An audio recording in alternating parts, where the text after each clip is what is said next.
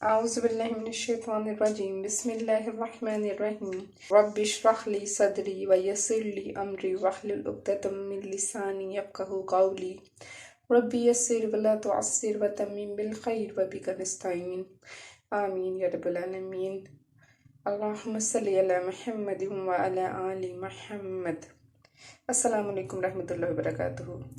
आज हम सूरत फातिहा की आयत नंबर 3 और 4 इन दोनों को हम कवर करेंगे। सबसे पहले हम इनको हिज्जों के साथ पढ़ लेते हैं। मीम खड़ा ज़बर मा, लाम ज़ेर ली, माली, काफ ज़ेर की, माली की, या वाव ज़बर यौ, मीम दाल ज़ेर मिद, दाल या ज़ेर दी, मिद्दी, नून ज़ेर नी, यौमिद्दीनी। वक्फ करेंगे, आगे वक्फ मुत्तलिक है। मालिकी यौमिद्दीन, हमजा या ज़ेर ई, या अलिफ ज़बर या, इया, काफ ज़बर का, इया का, नून आइन ज़बर ना, बा पेशबू नाबू, दाल पेशदू नाबुदू, वाव ज़बर बा, हमजा या ज़ेर ई, या अलिफ ज़बर या, इया, काफ ज़बर का, इया का, नून सीन ज़बर नस, ता ज़बर ता, नस्ता, आइन या ज़ेर ई, नस्ताई, नून पेशनू, नस्ताईनु, वक्फ नस्ताईन। अब इसको एक बार हम रवा पढ़ते हैं। इय्याका नअबुदु व इय्याका नस्ताईन। अब हम इन दोनों को तजवीदी असूलों के साथ इनको पढ़ते हैं। मीम को हम होठों के खुश्क हिस्से से इसको अदा करेंगे। मीम, मीम खड़ा ज़बर मा, मा, मीम को हम एक अलिफ के बराबर खींच के पढ़ेंगे। लाम ज़ेर ली, लाम को हम बारीक पढ़ेंगे, लाम हमेशा बारीक पढ़ा जाता है। माली, काफ ज़ेर की, ये जो काफ है इस काफ को भी हम हमेशा बारीक पढ़ते हैं। माली की, या वाव ज़बर यौ, या वाव ज़बर यौ, ये वाव लीन का कायदा है। वाव से पीछे ज़बर है, लीन का यहाँ पे वाव लीन का कायदा अदा होगा और इसको हम खींचेंगे नहीं और ना ही इसको झटका देख के पढ़ेंगे, बल्कि मारूफ तरीके से इसको अदा करेंगे। यौ, मीम दाल ज़ेर मिद, दाल या ज़ेर दी, मिद्दी। यहाँ पे देखिए दाल के ऊपर तशदीद है, इसका मतलब है दाल को हमने 2 बार पढ़ना है। मीम दाल ज़ेर मिद, मीम दाल ज़ेर मिद, दाल या ज़ेर दी, 2 दाल हो गए। मिद दी मिलाएंगे तो कैसे पढ़ेंगे? यौमिद्दी। या से पीछे ज़ेर होने की वजह से हम इसको, ये मद्द असली है, इसको एक अलिफ के बराबर खींच के पढ़ेंगे। यौमिद्दी, नून ज़ेर नी, यौमिद्दीन। वक्फ करेंगे तो यौमिद्दीन। आगे देखें, इया, हमजा या से ई, या अलिफ ज़बर या, ठीक है। या अलिफ से पीछे ज़बर है, इसलिए इसको हम एक अलिफ के बराबर इसको खींच के पढ़ेंगे। इया, इया, काफ ज़बर का, इस काफ को भी हम बारीक पढ़ते हैं। नून आइन, नून आइन ज़बर ना, नून को जब हम पढ़ेंगे तो उसके बाद नून जो है वो जब हम पढ़ते हैं तो हमारी जो जुबान का कोना है वो ऊपर वाली जो दांतों की जड़ें हैं, जहाँ पे एक गोल रिंग सा बना होता है, उसके साथ टच करते हैं तो नून अदा होता है। नून के बाद आगे आइन, आइन जो है वो हरूफ हलकी का हर्फ है और इसको हम हलक के दरमियान से इसको अदा करते हैं, आइन, ठीक है। नून आइन ज़बर ना, बा पेशबू, बा जो है वो होंठों के तर हिस्से से पढ़ा जाता है, होंठों के तर हिस्से से ये अदा होता है। दाल पेशदू, दाल को नरमी से ही अदा करना है। वाव जो है, जब हम उसको वाव को पढ़ते हैं तो होंठों को गोल कर देते हैं ओ की शेप में, ठीक है। वाव, हमजा या ज़ेर ई, या अलिफ ज़बर या, वही कायदा इया, काफ ज़बर का, इया का। आगे देखिए नस्ताइन, नून के बाद सीन, सीन जो है वो हरफ सफीरिया है और जब इसको अदा करेंगे तो सीटी की आवाज़ निकलेगी, नस, नून सीन ज़बर नस। اچھا آگے تا ہے، تا کو نرمی سے ادا کریں گے. عن یا زیر، عی یا سے پیچھے زیر ہے، اس کا مطلب ہے کہ ہم نے ایک الف کے برابر اس کو کھینچنا ہے. نستعین، نون پیش نون، نستعین.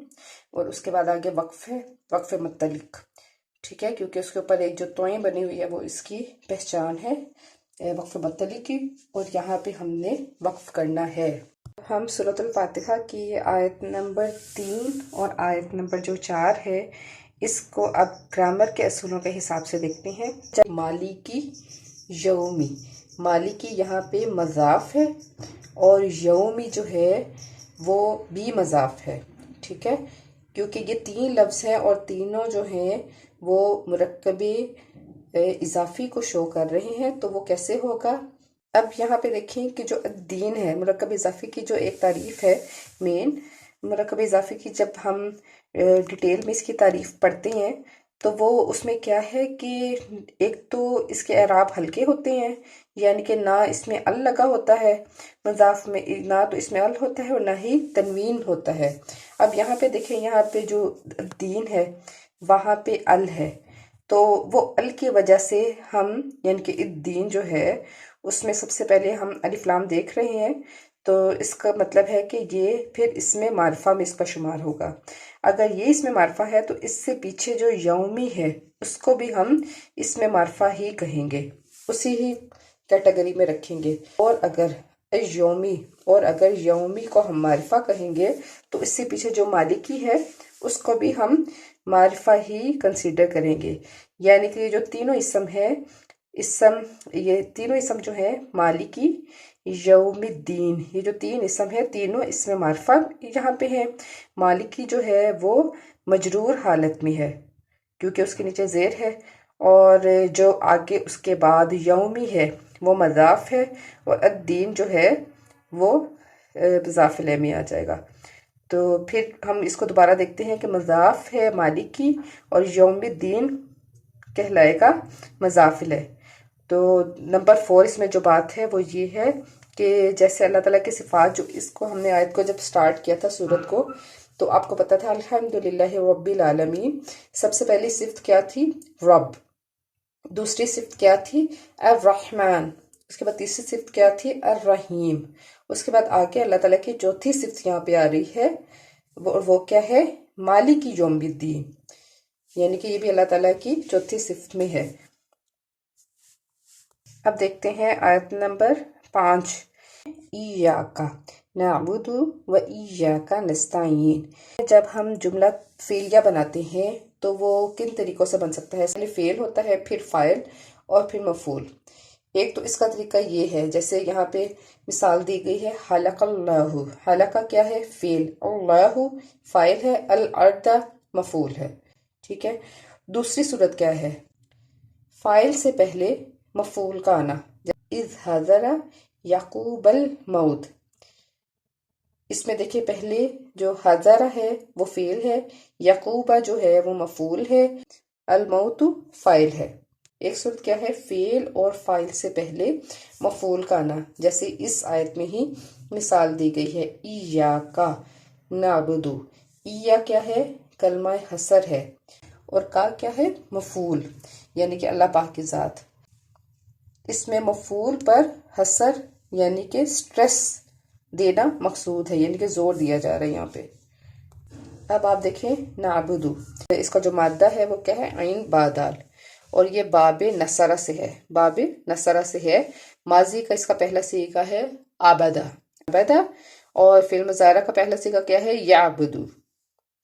اور یہ فعل مضارع جمع متکلم میں اس کا شمار ہے، یعنی کہ نا کا مطلب ہوتا ہے ہم تیری ہی عبادت کرتے ہیں. اس کے بعد آگے ہے واو. واو کس کو کہتے ہیں؟ واو کہتے ہیں عطف. پچھلی لائن کا اگلی لائن کے ساتھ جو بات کا جڑ جانا ہے اس کو ہم کیا کہتے ہیں؟ اس کو کہتے ہیں عطف. و ایّا کا، ایّا کس کو کہیں گے؟ اسم کو. اور نستعین یہ کیا ہے؟ یہ فعل ہے، اور یہ کون سا فعل ہے؟ فعل مضارع میں ہے. اس کو بھی ہم ذرا ڈیٹیل میں دیکھتے ہیں. یہ باب الاستفعال سے ہے، اور یہ اس کا روٹ ورڈ ہے عین واو نون، اور یہ فعل مضارع میں سے ہے، اور نحن اس کی فاعل ہے. اور یہ بھی جملہ فعلیہ ہے۔ استفعال میں ایڈ کریں گے تو کیا بن جائے گا؟ یہ نستفعلو پر نستعینو۔ اس میں ہم کیا رول اپلائی کریں گے؟ حروف علت جو ہے اس کو ہم نے ختم کرنا ہے نا، تو ختم کیسے ہوگا؟ حروف علت ہے اس میں واو، اس کے نیچے زیر ہے، اس کا مطلب ہے متحرک ہے، اور اس کے پچھلے جو حرف ہے اس پہ جزم ہے، آئین کے اوپر آپ دیکھیے کہ جزم آ رہی ہے۔ تو اپنی جو یہ کیا کرے گا حروف علت، اپنی جو حرکت ہے نا وہ پیچھے ٹرانسفر کر دے گا، یعنی کہ جو واو کے نیچے زیر ہے نا وہ زیر منتقل ہو جائے گی، ٹرانسفر ہو جائے گی آئین کے نیچے۔ واو کے اوپر کوئی حرکت نہیں رہ گئی اور اس کی جو اپنی حرکت ہے وہ آئین کو چلی گئی، تو آئین کے نیچے زیر آ گئی۔ اچھا، اب یہاں آئین کے نیچے زیر ہے اور حرف علت جو ہے واو، اس کے اوپر کوئی حرکت نہیں رہ گئی، تو یہ جو ہے یہ منتقل ہو جائے گا، جو زیر کا حرف ہوگا وہ کیا ہے؟ یا، تو واو جو ہے وہ یا میں منتقل ہو جائے گا۔ تو اب کیا بن گیا؟ نستعین۔ ٹھیک ہے، اچھا اب تو آلموسٹ اس کی تقریباً گرامر ہو گئی آیت نمبر 3 کی اور آیت نمبر 4 کی۔ تو اب ایک بار اس کو ہم لفظی ترجمہ سے پڑھتے ہیں، اس کے بعد ہم با محاورہ ترجمہ کے ساتھ اس کو پڑھیں گے۔ مالکی، مالک، یومی، دن، الدینی، بدلہ، بدلے کے دن کا مالک یا روز جزا کا مالک۔ ایاکا، صرف تیری ہی، نعبدو، نا کا مطلب ہم، عبدو عبادت کرتے ہیں، ہم تیری ہی عبادت کرتے ہیں، وَإِيَّاكَ، اور صرف تیری ہی، نستعین، ہم مدد چاہتے ہیں۔ اچھا، اور اب اس کو ہم با محاورہ دونوں آیات کو پڑھتے ہیں۔ بدلے کے دن کا مالک ہے، ہم صرف تیری ہی عبادت کرتے ہیں اور تجھی سے مدد چاہتے ہیں۔ جی، اب ہم سورۃ الفاتحہ کی آیت نمبر 3 اور آیت نمبر 4 کی مختصر سی تفسیر بیان کریں گے۔ سورۃ الفاتحہ میں ہر آیت پر اللہ تعالیٰ جواب دے رہے ہیں۔ جب ہم کہتے ہیں الحمدللہ رب العالمین تو اللہ کہتے ہیں میرے بندے نے میری حمد بیان کی۔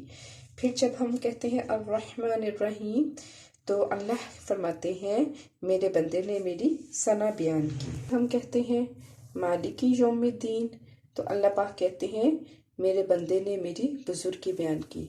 پھر جب ہم کہتے ہیں ایاکا نعبدو تو اللہ تعالیٰ کہتے ہیں یہ میرا اور میرے بندے کے درمیان آدھا آدھا ہے، اب میرا بندہ جو مانگے گا میں اس کو دوں گا۔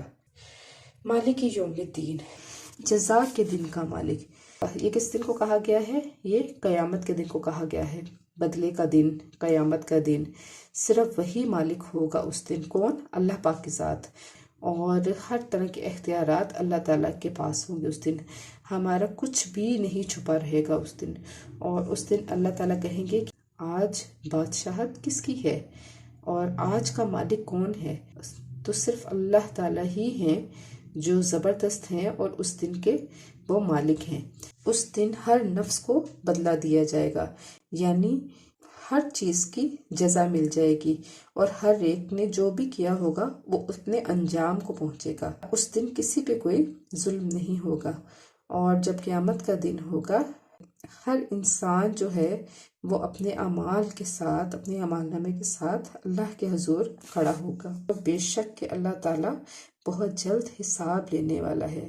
حدیث پاک میں ہے کہ اس دن، وہ دن جو ہے 50,000 سال کے برابر تو لمبا ہوگا، مگر اس دن ظہر کے وقت تک تمام حساب کتاب ہو جائیں گے، یہ بندوں کے تمام حساب کتاب، تمام کیلکولیشن ہو جائے گی۔ جو بھی انسان نے اس دنیا میں کیا ہوگا اچھا عمل، جس نے اچھا عمل کیا ہوگا اس کا اعمال نامہ اس کے دائیں ہاتھ میں پکڑایا جائے گا، اگر اس نے برا عمل کیا ہوگا تو اعمال نامہ اس کے بائیں ہاتھ میں پکڑایا جائے گا، اور اس نے جو بھی اس دنیا میں کمایا اس کا جو بھی اجر ہے یا جو بھی اس کا وبال ہے وہ اس کو اس دن اس کے مقدر میں ہوگا۔ اس کے بعد بات کرتے ہیں ایاکا نعبدو و ایاکا نستعین۔ اچھا، یہاں دیکھیں کہ یہ جو نعبدو استعمال کیا گیا ہے یہ فعل مضارع ہے، اور اس میں دونوں معنی آ جاتے ہیں، حال کے بھی اور مستقبل کے بھی۔ جو بندہ ہے وہ اپنے رب سے کمٹمنٹ کر رہا ہے کہ ہم تیری ہی عبادت کرتے ہیں اور تجھی سے مدد مانگتے ہیں اور تجھی سے مدد مانگتے رہیں گے۔ عبادت کے کیا مطلب ہے؟ اس بات کا حکم، یعنی کہ اللہ تعالیٰ نے ہمیں جس بات کا حکم دیا ہمیں وہ بات کرنی ہے، اور جس بات سے ہمیں روکا گیا اللہ تعالیٰ کی طرف سے ہم نے ان باتوں سے رک جانا ہے۔ تو ہم کیا کر رہے ہیں؟ ہم عاجزی کا اظہار کر رہے ہیں کہ ہم صرف تیری ہی عبادت کرتے ہیں، کیونکہ آپ جیسا کوئی بھی نہیں ہے اور ہم صرف آپ ہی سے مدد چاہتے ہیں، انسانوں سے مدد نہیں مانگتے، صرف اپنے رب سے ہی مانگتے ہیں، اور بے شک اللہ تعالیٰ ہر چیز پہ قادر ہے۔ اور آج کے لیے اتنا ہی، مجھے اجازت دیجیے گا۔ اللہ حافظ۔